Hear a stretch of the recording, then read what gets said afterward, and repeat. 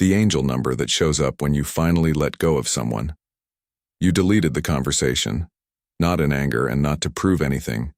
You just finally stopped waiting for their name to appear on your screen. And within days, the same sequence of digits started following you. A receipt, a clock you glanced at without meaning to, a number on a car in front of yours. You told yourself it was coincidence. You are not someone who reads messages into digits. And underneath the skepticism there was a worse fear. That if this meant anything at all, it meant you had just made a mistake. So let me give you the first layer of the answer, plainly. This pattern is not asking you to go back. It appears in the narrow window between a decision and its consequences, after the release. Before the new shape of your life arrives, it marks movement that has already happened. You are not being warned, you are being confirmed. But that is only the surface meaning. What this sequence is actually doing in your life has 3 layers, and the third is the one almost nobody explains. It also has a specific name. And once you hear it, you will understand exactly why it chose this week. Stay with me. The week everything went quiet. The strangest part was never the goodbye. It was the week that came after it. You expected devastation. You braced for it. You had already imagined yourself unable to function, unable to eat, unable to get through a normal Tuesday. Instead, you got silence. A flat, wide, unfamiliar silence. Your phone stopped lighting up with that one name. The arguments in your head stopped mid-sentence, because there was no one left to have them with. And that quiet felt worse than the pain. Pain at least confirms something is happening. Silence just sits there. This is the exact window when the sequence starts appearing. Not while you were fighting. Not while you were begging or explaining or rewriting the same message 11 times before sending 3 words. Then, nothing appeared. You were surrounded by noise and you noticed nothing. The digits arrive when the noise stops. There is a reason for that, and it is more practical than mystical. Repeating patterns require an available mind to be registered. While you were still holding on, every ounce of your attention was allocated. You were monitoring someone else's mood, timing your replies, reading tone into punctuation. You had no attention left to spend on the world around you. Then you let go. And a huge amount of mental bandwidth came back online all at once. That is the first thing this pattern reveals. Its appearance is evidence that your attention returned to your own life. But here is where most people misread it completely. They assume the timing means the signs are about the person. They think the digits are pointing backward toward the door that just closed, asking them to reopen it. The timing means the opposite. Think about what actually changed in the days before you started noticing. You stopped rehearsing conversations. You stopped checking whether they were online. You started sleeping in the middle of the bed. Small things, almost invisible, and every single one of them was a shift in direction. The sequence tracks direction, not desire. That is why it never showed up during the months you spent hoping. Hoping is not movement. Hoping is a very sophisticated way of standing still while feeling exhausted. The moment you actually moved, something registered it. Notice, too, where you have been seeing it.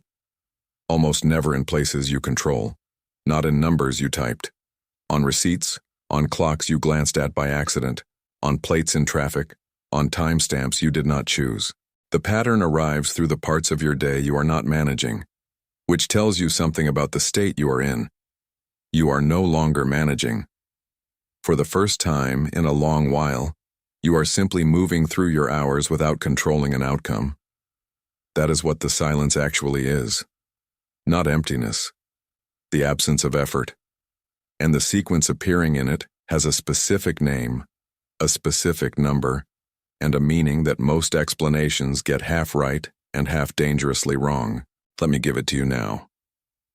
What 555 actually means, the number is 555, 3 5s, sometimes appearing as the full sequence, sometimes as 555 on a clock, sometimes fragmented across a single afternoon until the repetition becomes impossible to dismiss. If you look up what it means, you will find one answer everywhere. Change. Major change. Transformation arriving in your life. That answer is correct. It is also incomplete in a way that causes real emotional damage to people in your exact situation. Because when someone reads that 55 means change is coming, and they read it 3 days after ending a relationship, their mind does something predictable. It hears a prediction. It hears a warning about something that has not happened yet. And it starts scanning the horizon for what is about to arrive. That interpretation puts you in a waiting posture, watching, anticipating, wondering if the change means reconciliation. Here is the correction that matters. 555 is not a forecast, it is a confirmation. It does not announce change that is coming. It marks change that has already occurred and has not yet become visible. The fives sit at the center of the single-digit range. Not the beginning, not the end, the middle, the position of something already in transit, past the point of departure, not yet at arrival. That is where you are standing right now. You have already left. The decision is made. The message is sent. The door is closed. The thing that took you months of agony to do is done. And absolutely nothing in your external life looks different yet. Same apartment, same job, same route to work, same face in the mirror. So your mind concludes that nothing happened. The pattern exists to contradict that conclusion. And this is the part where nearly everyone stops reading, which is unfortunate because the surface meaning is the least useful of the 3 layers. Consider what a change of this kind actually requires, not the decision itself, the dismantling that follows it. Every routine you built around another person has to be rewritten.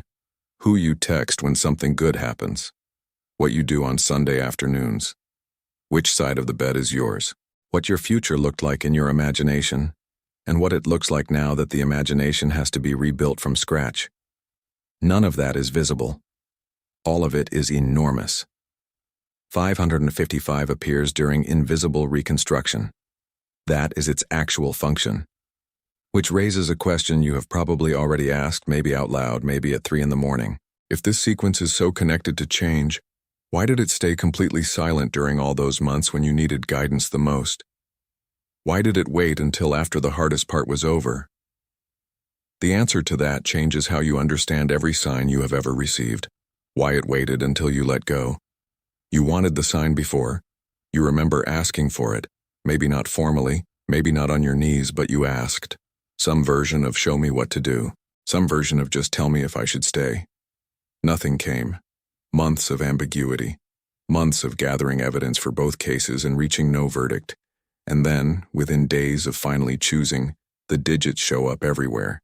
It feels almost cruel, like arriving after the exam to hand you the answer key. It is not cruelty. It is mechanics. A sequence like 555 marks transition. Transition requires a change in position. And here is the uncomfortable truth about the months you spent in ambiguity. You were not in transition. You were in suspension. Those are entirely different states, and they feel similar because both of them are exhausting. Suspension is when you carry the full weight of a decision without ever putting it down. You examine it constantly. You rotate it. You describe it to friends until they run out of new things to say. Nothing moves, and you are depleted anyway. Transition begins the moment weight actually shifts. There was nothing for the pattern to confirm, because nothing had moved. And this is where most people get the meaning wrong, in a way that keeps them stuck for years. They believe signs are meant to make decisions for them.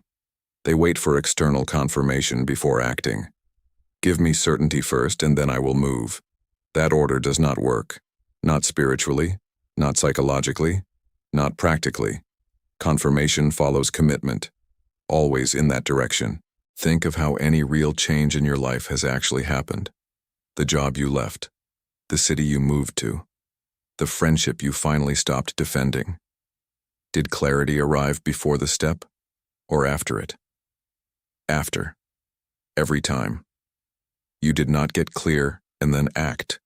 You acted, and clarity assembled itself around the action. That is what these digits are doing. They are not answering the question you asked 6 months ago. They are responding to the answer you finally gave. There's something else in the timing worth noticing.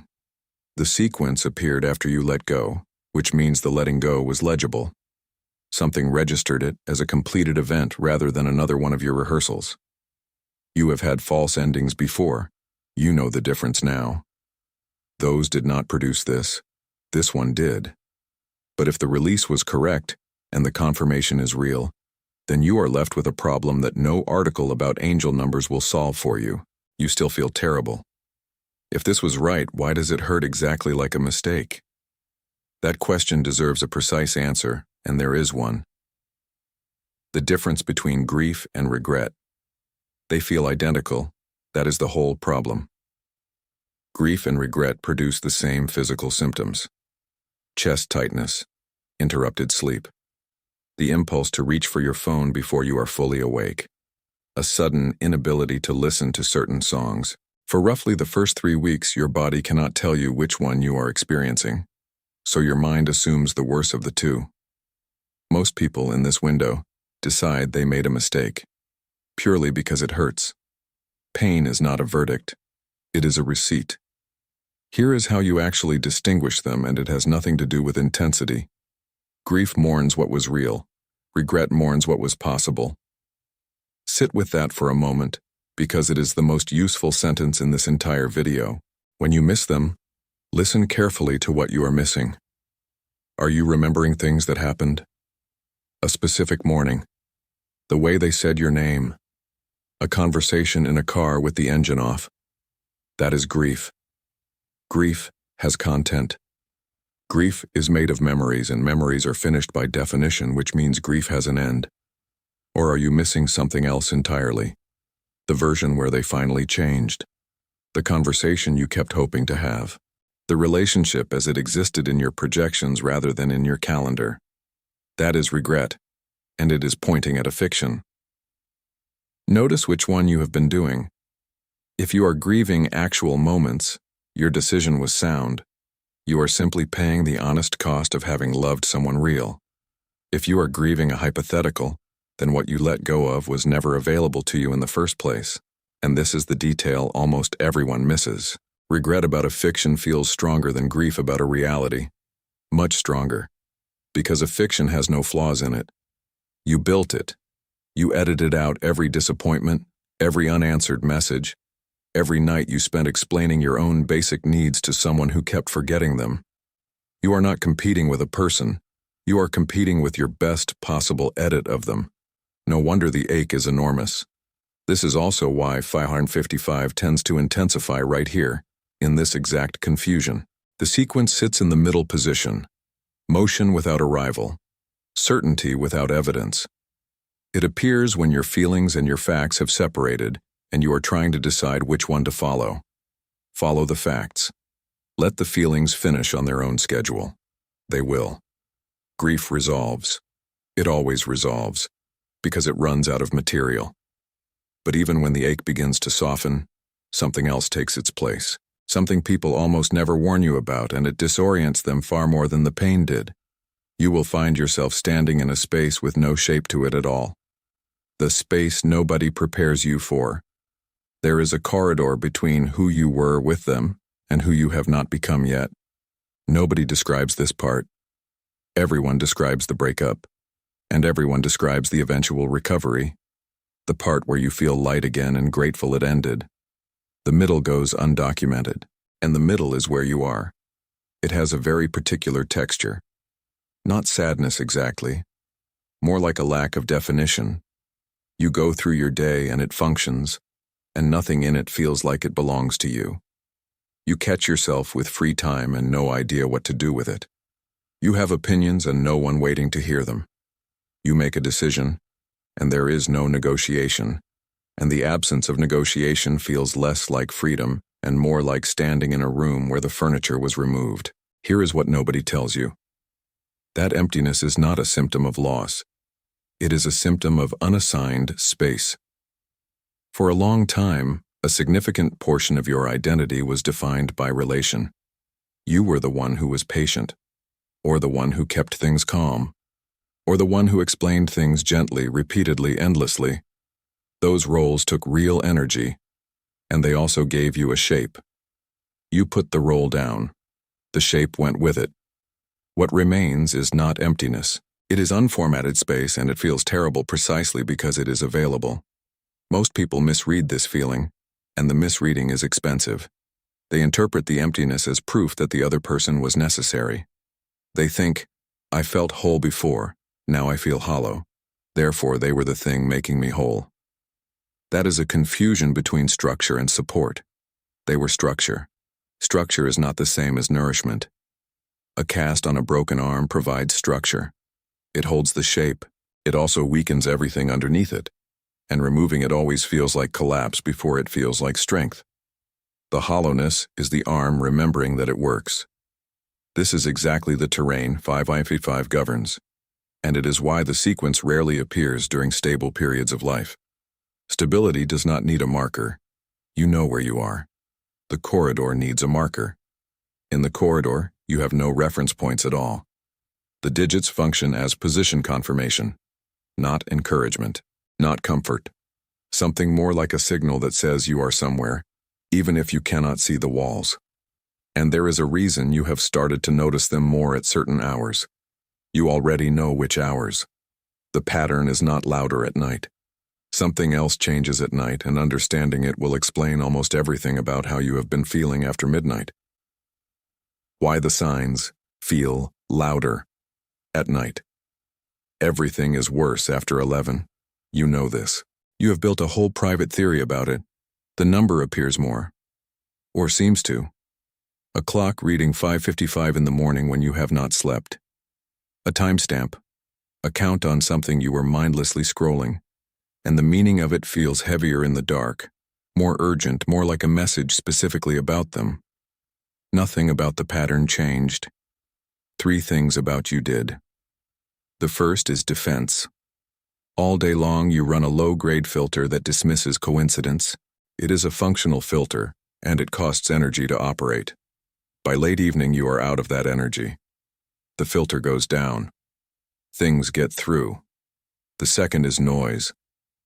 During the day your attention is fragmented across 100 small demands. At night there is one thing in the room with you, and it is your own mind. The third is justification, and this is the one that matters. During the day, you can explain your decision.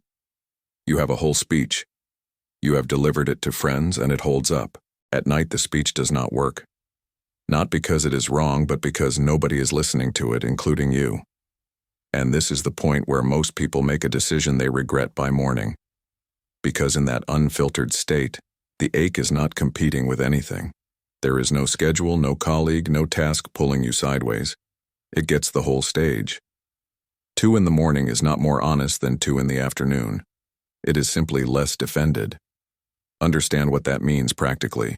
The feelings you have at night are real. The conclusions you reach at night are not reliable. You may miss them at 3 in the morning with total sincerity.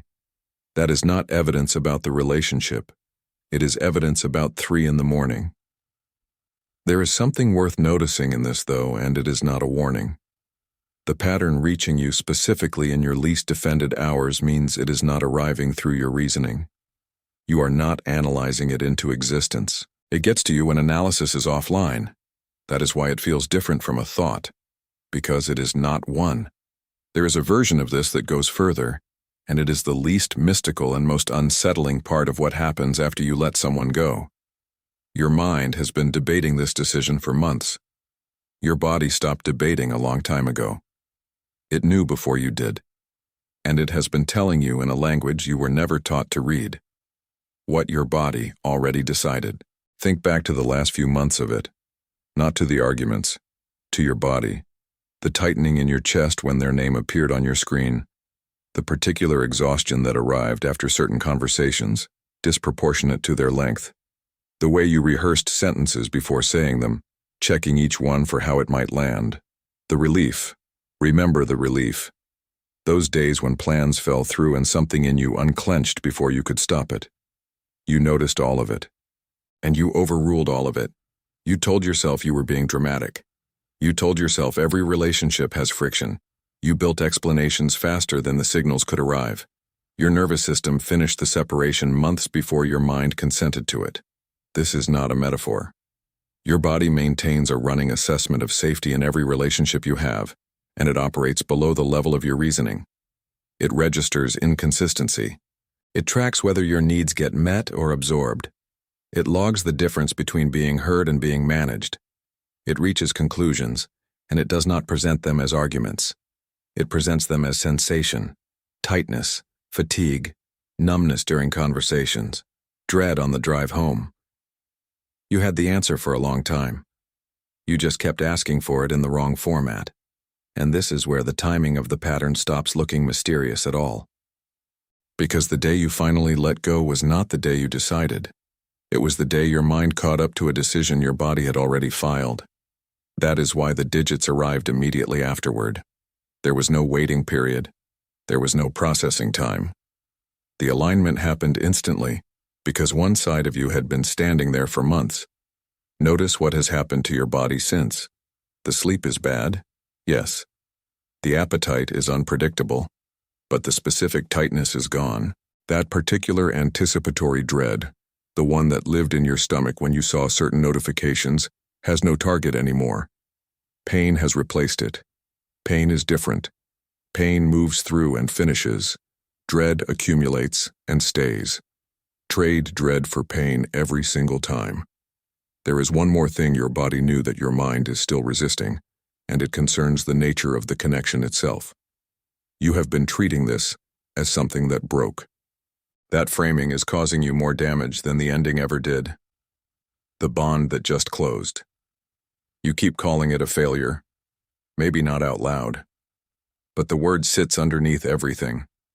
Failed relationship. Wasted years. Something you could not make work. That framing assumes every connection is supposed to be permanent, and that anything ending is therefore a malfunction. Consider a different possibility. Some connections are not built to last. They are built to complete something, and when the thing is complete, they end, and the ending is not damage. Think about what you learned in there. Specifically, maybe you learned what your limit actually is, after years of insisting you did not have one. Maybe you learned that you can be adored and still be lonely. Maybe you learned exactly how much of yourself you will hand over before you notice it is gone. None of that is small, and none of it could have been learned theoretically. You could have read about it for a decade and understood nothing. You had to live in it to know it. This is the part that changes the meaning of everything behind you. Because a connection that taught you the exact thing you most needed to learn did not fail. It functioned. It functioned so completely that it became unnecessary, which is the only way a lesson can end. Look at the shape of it. The relationship intensified around the very thing you were avoiding in yourself. It kept presenting the same test in different costumes. Do you speak up? Do you leave? Do you accept less than what you need again? You failed that test repeatedly. Then you passed it. Then it ended. That sequence is not a coincidence, and it is precisely what 555 marks. Not disruption for its own sake. Disruption at the point of completion. The fives are restless by nature. They break arrangements. But they do not break functional ones. They break arrangements that have become containers for something that has already grown past them. You outgrew the container. The container did what containers do. None of this makes you miss them less. It changes what missing them means. You are not mourning a mistake. You are mourning something that worked and finished. Which brings us to the hardest week. Not the first one, the one that comes later, when the pain becomes manageable and a new impulse appears in its place. The impulse to undo it. When you want to reach out again. It arrives around week 3, sometimes week 2. Not despair. Something more dangerous. Calm. The intensity drops. You sleep through a night. You have a normal day. And in that first stretch of steadiness, a thought presents itself in a very reasonable voice. Maybe it does not have to be all or nothing. Maybe you could just check in. Maybe you were harsh. Maybe the distance has changed something in them, and one conversation would tell you. This is the most misread moment in the entire process. Because it does not feel like relapse. It feels like clarity. It feels like you have finally calmed down enough to think properly, and now that you are thinking properly, the decision looks extreme. Here is what is actually happening. Your capacity for pain has recovered slightly, and the part of you that was attached is using that recovered capacity to make one more attempt. The calm is not new wisdom. It is new bandwidth, and something old is spending it. Notice the specific quality of the thought. It never proposes returning to the relationship. It proposes something tiny, a message, a question about a shared object, a single conversation. Attachment is strategic. It never asks for the whole thing at once. It asks for the smallest possible reopening, because the smallest possible reopening is the only request you will approve. And this is exactly where the digits tend to intensify. People in this window report seeing 555 constantly. On the day they draft the message, in the hour before they send it, and they interpret that as permission. Reverse the interpretation. The sequence marks transition in motion. Reaching out is not motion. It is reversal. If a marker of forward movement is appearing at maximum volume in the moment you are considering going backward, read it as friction, not encouragement, not a green light, a hand on your shoulder. There is a simple test for this moment, and it takes 10 seconds. Ask what you want them to say. Not what you want to say, what you need to hear back. If there is a specific sentence you are hoping for, you are not reaching out. You are auditioning them for a role they have already declined. You let it go. Keep it let go. And there is a reason this particular sequence, with its 3 identical digits, keeps appearing at every one of these thresholds. The repetition itself is the message, and it maps onto exactly 3 stages. You are standing in one of them right now. 3 fives, 3 doors. The number does not repeat for emphasis. It repeats because there are 3 of them, 3 stages in any real release, not metaphorically, structurally, and the sequence appears throughout all 3, which is why it can seem to mean different things on different days. The first 5 is the release itself. That is the decision, the message sent, the door closed, the conversation you finally had after rehearsing it for months. It happens in a moment and it costs everything. Most people believe this is the hard part. It is the shortest part. The second 5 is the corridor. This is the undefined space. No structure, no shape, no reference points. The part where you are nobody's anything and your evenings have no format. This is where the majority of reversals happen. Not because the decision was wrong, but because the corridor is intolerable and going back is the only exit anyone can see. There is another exit. It is just further away and harder to picture. The third 5 is reconstruction. This is where you begin building something that has never existed. Not the previous version of your life restored. Something with a different architecture, because the person doing the building is not the person who entered. And this is the layer almost nobody explains. Those 3 stages do not happen once. They cycle, at decreasing amplitude several times. You will release, drift, and rebuild. Then something will trigger you and you will need to release again, smaller this time. Drift again, briefly. Rebuild again, faster. People expect a single clean arc, and when the second cycle begins, they conclude they have made no progress at all. You have. The cycles get shorter. That is what progress looks like from the inside, and it is almost impossible to see while it is happening. Locate yourself honestly right now. If you are still checking whether they viewed something, you are in the first 5. If your days function but feel unassigned, you are in the corridor. If you have caught yourself planning something that has nothing to do with them, reconstruction has started. Most people watching this are in the second stage, which is precisely the stage that produces the most doubt and the least visible evidence, which is why it helps enormously to know what evidence to look for. Because the change does arrive. It just arrives in an order nobody expects, through details so small you will dismiss them if you have not been told. What changes first? You are waiting for a feeling. Some morning where you wake up and the weight is gone and you know with certainty that it was right. A clear, emotional arrival. That morning is not the first thing that changes. It is nearly the last. Transformation arrives in an unglamorous order, and every item on the list is easy to miss. Sleep goes first. Not immediately, and not smoothly. But at some point you notice you slept without the low hum of anticipation. Nothing needed monitoring overnight. Then attention. You read something and finish the page. You watch something without pausing to check your phone. The bandwidth that was permanently reserved for another person comes back, and it comes back quietly. Then your tolerance drops, and this one is startling. You will be in a conversation with someone entirely unrelated, and they will do something small and dismissive, and you will notice it instantly, in your chest, immediately. You did not develop new sensitivity. You stopped suppressing the sensitivity you had. That suppression was a skill you built in order to stay somewhere uncomfortable, and skills go dormant when they stop being needed. Here is the part that catches people completely off guard. Your taste changes. In people, in plans, in how you want to spend a Saturday. Things that used to appeal to you become flat. People you found interesting become tiring.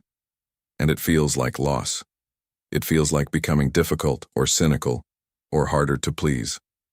It is calibration. Your tolerance for a specific kind of dynamic collapsed, and every relationship built on that dynamic loses its appeal at the same time. This is why 5 in 5 governs disruption rather than comfort. The fives do not restore your previous life with the painful part removed. They rearrange the whole structure. Some friendships will thin out over the next few months, not dramatically. They will just stop being scheduled. Then eventually the feeling you were waiting for arrives, usually triggered by something absurd. A song that no longer does anything. A photograph you look at with mild interest. Everyone thinks that moment is the goal. It is a report, filed after the work.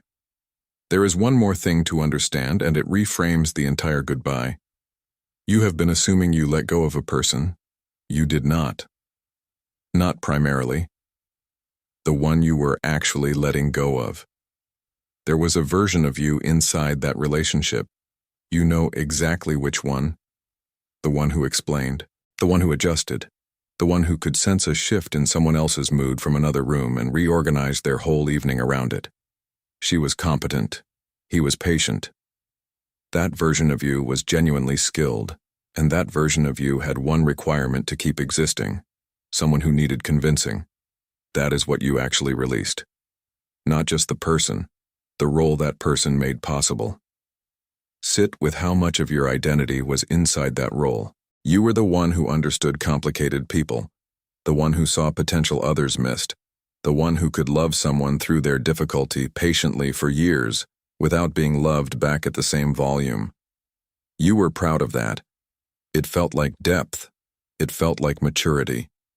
It was a talent for waiting, and this is where the ache in your chest finally makes sense, because it was never only about them. You are grieving a self, the one who believed that being chosen eventually, after enough demonstration, was the same as being wanted. That self is what ended, and it cannot be carried forward, because the new life has no position for it. There is nothing to explain now. No mood to read from the next room. No one whose interest requires maintenance. The skill has nowhere to go. That is the hollowness you have been feeling. Not the absence of a person. The unemployment of an identity. And here is why 555 marks this so precisely. The fives break structures, not people. What broke was not primarily a relationship. It was a pattern you were about to repeat for another decade, in another face, with the same result. The relationship was the last container that pattern had. This is why the sign appeared after the release and not before. Before, you were still the person the pattern required. There was nothing to confirm. You are becoming someone who does not need to convince anyone of their value. Everything difficult you are feeling is the cost of that specific change, which explains something you may have already begun to notice. The number is appearing less often now, and that is not what you are afraid it is. When the number goes silent. At some point the digits stop. You will notice it a week after it happens. You will realize you have not seen the sequence in days, and something in you will drop. The mind moves fast here. It has been abandoned. It made a mistake and the guidance withdrew. Neither is true. Confirmation exists for a state of uncertainty. Once the uncertainty resolves, the confirmation has no function. You do not need the marker anymore, because you are no longer lost. Everything comes together in this. The silence after the goodbye. The pain that felt exactly like regret and was not. The corridor with no walls. The night hours that lied to you. The body that knew before you did. The bond that completed instead of failing. The impulse to reach out arriving disguised as calm. The 3 stages, cycling smaller and smaller. The taste that changed. The self that ended. All of it was one process. You let go of someone and something registered it. Not as a loss, as a movement. The sequence appeared in the gap between the decision and its consequences, in 100 places you did not control. Because during that gap you had no other way of knowing you were somewhere. Now you know. There will still be difficult evenings. Something will surface unannounced in a supermarket or a song. That is not regression. Grief has content and it runs out, but it runs out slowly and in no particular order. What is finished is the question. You are not going to wonder anymore whether it was right. You may still wish it had been different. Those are separate feelings, and you are allowed both. And if you ever see the 5s again, it will not mean go back. It will mean the same thing it meant this time. Something has shifted. You have already moved. The evidence has not arrived yet. Trust the movement before the evidence. That is the whole message. And it took 13 doors to arrive at a single sentence. You did the hard thing, quietly, without an audience, without certainty. And the world put the number in front of you 100 times in traffic and on receipts, and at 5:55 in the morning, for one reason. So that you would know it counted. It counted. You are free to go build the rest.